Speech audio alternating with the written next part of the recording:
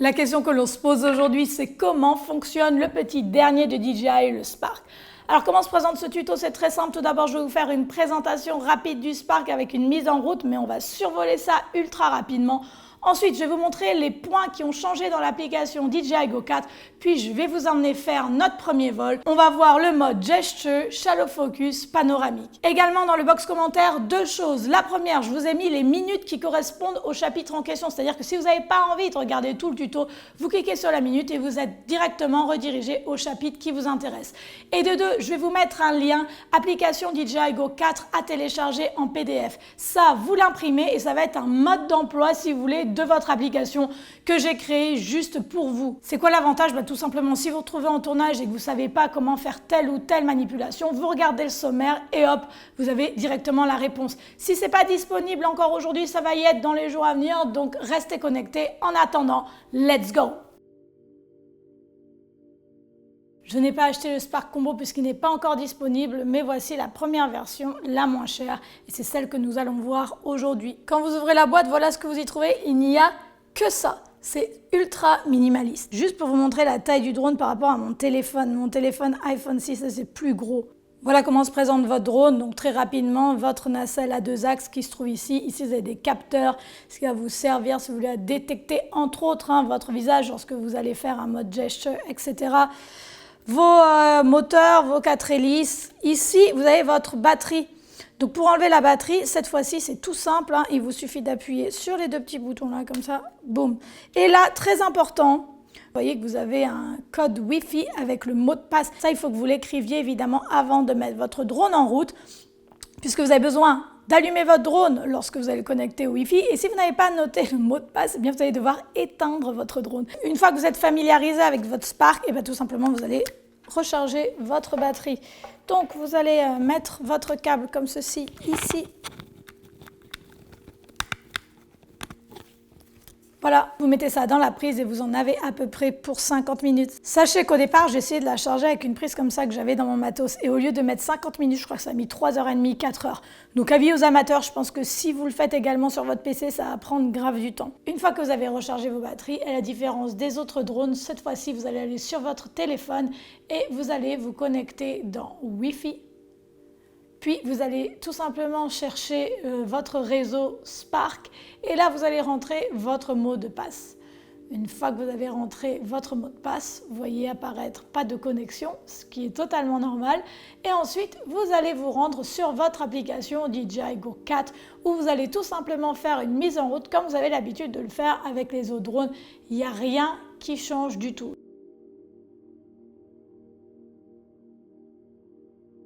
Vous allez tomber sur cette interface. Dans ce cas, vous voyez que j'ai une mise à jour à faire. Je vous conseille de faire la mise à jour, puisque si vous ne faites pas la mise à jour, vous risquez d'avoir certaines options, comme par exemple le mode geste, qui ne sont pas disponibles. À l'heure actuelle, sachez que DJI est en train de tout, si vous voulez, sécuriser pour que l'on utilise ces drones avec l'application DJI Go. Et donc, une fois que vous aurez fait la mise à jour, vous verrez qu'en fait, si vous ne l'utilisez pas avec l'application DJI Go, vous serez dans l'incapacité de voler à plus de 50 mètres, je crois, 30 mètres de distance, etc. Je ne vais pas passer en détail l'interface de l'application puisque je l'ai fait plusieurs fois. En haut de l'écran, vous allez voir apparaître un petit i. Et là, si vous cliquez dessus, vous allez tomber sur mon tuto complet sur l'application DJI Go ou DJI Go 4. RTH Return to Home à l'altitude actuelle. Si vous l'activez, comme dans ce cas, le drone reviendra à son point de décollage à l'altitude où il est. Moi là, dans ce cas, je vais le désactiver puisque je préfère mettre une altitude de retour. C'est-à-dire que par exemple, si je vole dans un endroit où par exemple il y a des arbres, etc., je veux que mon drone soit capable d'éviter les obstacles lorsqu'il va revenir vers moi. Ici, c'est vos Vision Sensors, c'est-à-dire vos détecteurs d'obstacles. Comme vous voyez, là, vous allez, avec le Spark évidemment, éviter les obstacles vers l'avant.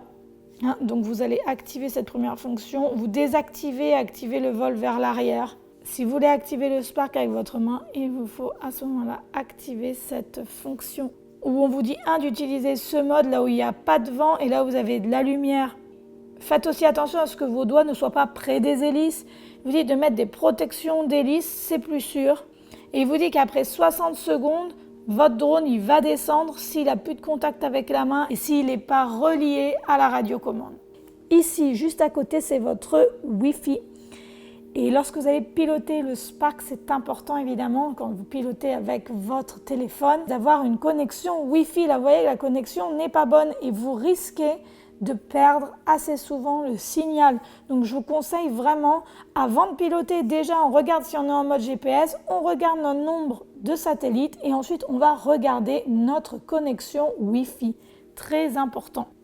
Ici, là, si vous appuyez sur la petite tête de robot qui peut ressembler éventuellement à une radiocommande, lorsque vous appuyez ici, vous allez avoir vos modes de vol intelligents. Vous avez les modes Tap Fly, Tripod, Gesture, Active Track et Normal. Pour ceci, vous allez voir un tuto apparaître en haut de votre écran sur tous les modes de vol intelligents DJI Go. Je les explique en détail, donc si vous voulez savoir comment ils fonctionnent, vous avez qu'à appuyer là-dessus. La seule différence avec le Spark et les autres drones, c'est que vous avez un mode de vol intelligent qui s'appelle Quick Shot. Donc lorsque vous appuyez dessus, vous allez avoir la capacité de réaliser à l'aide d'un seul clic 4 types de mouvements cinématographiques que vous allez pouvoir exporter super rapidement. Mais prochainement, vous aurez un tuto complet là-dessus. Le rond ici, qu'est-ce que ça vous permet? Ben ça, figurez-vous que ce sont vos joysticks. Si vous appuyez une fois, ils disparaissent, une autre fois, ils apparaissent. Si je pousse vers le haut, mon drone décolle. Si je pousse vers le bas, mon drone atterrit. Ici, je vais le faire tourner vers la droite sur lui-même.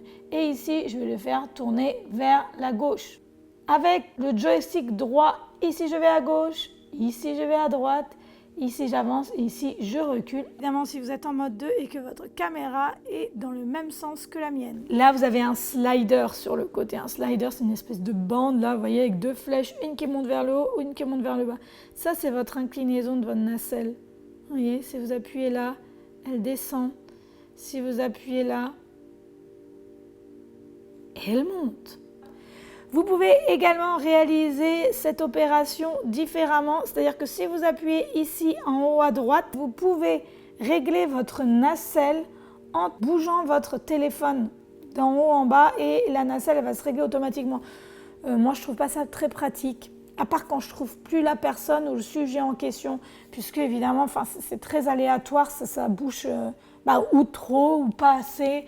En dessous, vous avez vos réglages. Vous pouvez le passer, comme vous voyez ici, en manuel. En manuel, vous avez la capacité de bouger vos ISO, mais également votre shutter speed.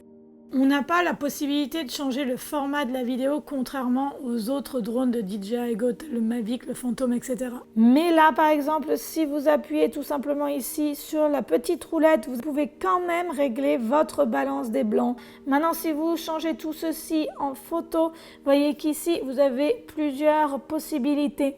Le prise de vue multiple AEB retardateur, ça vous l'avez déjà sur les autres applications DJI Go, je vous les ai déjà expliquées. Et ensuite, vous en avez 2 nouvelles, c'est le shallow focus et le panoramique. Maintenant, démonstration pratique. Une fois que vous avez pris connaissance des no-fly zones, alors je vous avais donné une petite astuce à ce sujet sur l'application DJI Go. En haut à droite, vous pouvez évidemment consulter les zones dans lesquelles vous pouvez voler ou pas. Vous pouvez également compléter cette information grâce à Géoportail, donc n'hésitez pas à le faire. Également, je tenais à dire qu'il est très important de respecter les mesures de sécurité, ne volez pas au-dessus des agglomérations, etc. Ce n'est pas parce que ce drone est petit qu'on peut faire n'importe quoi. Ceci étant dit, une fois que vous avez connecté votre Spark à votre Wi-Fi et que vous êtes rentré dans l'application DJI Go 4, vous êtes donc paré pour décoller. Vous avez donc 2 possibilités pour le décollage et l'atterrissage. Vous pouvez le faire en automatique ou vous pouvez le faire avec vos joysticks. Dans un premier temps, on va tout simplement décoller, tourner le drone droite, gauche, etc., atterrir. Une fois qu'on a fait ça, on va passer seulement au mode gesture. On y va tout simplement. Je vais commencer par ouvrir mes petites hélices. J'ai évidemment fait attention au statut de mon appareil, j'ai fait mes mises à jour, j'ai tout fait, tout est nickel. Maintenant, tout simplement, Je rentre dans mon application. Vous voyez, c'est pas pratique ça, tenir son téléphone comme ça, il faut absolument quelque chose pour le tenir. Moi, j'aime pas du tout piloter avec mon téléphone, hein. Je préfère 100% la radiocommande, c'est même pas comparable. Je trouve ça en plus, on n'arrive pas à faire des mouvements fluides avec le téléphone. Le drone est petit, la plupart du temps, vous allez le faire décoller, atterrir à la main. Il vous faut donc des protections pour les hélices. Moi, je les ai pas encore reçues, mais je les ai commandées. Donc, ce que vous allez faire, vous allez tout simplement tenir votre drone au-dessus de votre tête. Vous allez faire attention à ce que votre main, elle soit bien à plat, parce que vous avez des genres de petits pieds ici et ça peut faire basculer le drone d'un côté ou d'un autre. On y va, lorsqu'on est prêt, on glisse pour décoller. Et voilà, vous voyez donc qu'il décolle comme une fleur, c'est pas compliqué du tout. Maintenant, tout simple, vous allez le monter, le descendre, le faire tourner sur lui-même. Vous voyez que c'est assez lent, hein, sa manière de tourner, mais c'est parfait. Ce n'est pas un drone très rapide comparé au Mavic ou au Phantom. Et maintenant, vous allez tout simplement le faire aller vers l'avant. Voilà, là, on a vitesse maximum et vers l'arrière. On a vitesse max. Les détections d'obstacles vers l'avant marchent bien. Droite et gauche. Une fois que vous voulez le faire atterrir, tout simplement, vous avez deux options. Encore une fois, où vous allez pousser votre joystick sur le bas ou tout simplement, vous allez mettre votre main en dessous du drone et faire un atterrissage automatique. Donc dans ce cas, c'est ce que je vais faire. Je vais mettre ma main sous le drone et je vais faire glisser pour le faire atterrir. On fait très attention à nos doigts. Maintenant, en ce qui concerne le mode geste, le mode gesture qui vous permet à l'aide de votre main de déplacer votre drone. Sachez que perso, je pense que c'est pas encore tout à fait au point. On espère que ça va l'être dans les mises à jour à venir. Vous devez tout simplement allumer votre drone 2 fois. Vous allez le mettre en face de votre visage. Et vous devez appuyer 2 fois, tout simplement. Et là, votre drone va se mettre en route tout seul. Et là, vous allez lâcher. Voilà. Maintenant, vous allez mettre votre main en face du drone comme ceci. Il faut que vous ne soyez pas trop près, mais non plus pas trop loin. Quand vos LED clignotent vert, c'est-à-dire que votre drone est prêt à suivre vos commandes. Donc déjà, je pense que vous pouvez commencer par un mouvement tout simple. Tout simplement, vous serrez bien vos doigts, vous montez et vous descendez. Vous voyez ? Je pense que c'est le mouvement le plus facile pour commencer à se familiariser avec cette technique qui est quand même pas très commune. Ensuite, vous allez faire le mouvement, comme il appelle, du Jedi. Le mouvement, vous allez bouger comme ça, tout simplement avec votre main. Et là, vous pouvez essayer de faire un 360. C'est pas mal, hein, c'est drôle quand même comme technique. Ensuite, vous pouvez avancer et tout simplement reculer. Faites attention à vos doigts si vous n'avez pas de protection pour les hélices lorsque vous faites cette manœuvre, puisque des fois, comme je vous dis, ce n'est pas 100% au point. Et le drone, je le trouve bien près de notre main à certains moments. Pour que votre drone s'éloigne de vous, il va falloir lui faire un mouvement comme ceci de la main. Bye bye, va-t'en dans sa direction. Je vous conseille de bien bouger votre coude, sinon une fois sur deux, ça ne marche pas. Lorsque vous voulez qu'il revienne, vous mettez les bras en V et normalement, il se redirige tout simplement vers vous à une vitesse normale, sans problème. Lorsque vous voulez le faire atterrir, tout simplement, vous mettez votre main en dessous du drone et il va atterrir tout seul. Maintenant, si on veut prendre une photo en panoramique, c'est tout simple. Je vais sur le mode photo, je vais dans Réglages. Et là, tout simplement, je vais faire panoramique. J'ai la possibilité de le faire horizontal ou vertical. Là, je vais le faire horizontal et quand je suis prête, je ne vais plus bouger.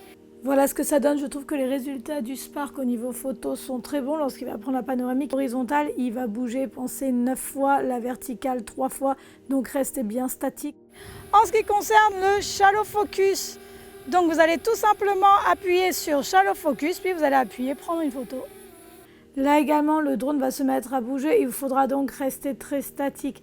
Faites attention cependant à la luminosité, entre autres, puisque des fois, il a des petits ratés. Par exemple, comme vous voyez sur la photo, moi, je suis en flou et le reste est en focus. J'ai fait plusieurs essais avec ce mode. Pour l'instant, il n'est pas encore au point. Il y a des fois où ça réussit et il y a des fois où ça ne réussit pas, tout simplement. Merci d'être de plus en plus nombreux à me suivre sur la chaîne. Si vous aimez ce contenu, n'hésitez pas à vous abonner. Vous pouvez m'écrire des commentaires, mettez des pouces, suivez-moi sur mon site web, Instagram, tout ce que vous voulez. Et puis moi, je vous dis à la semaine prochaine pour un nouveau tuto. Bye!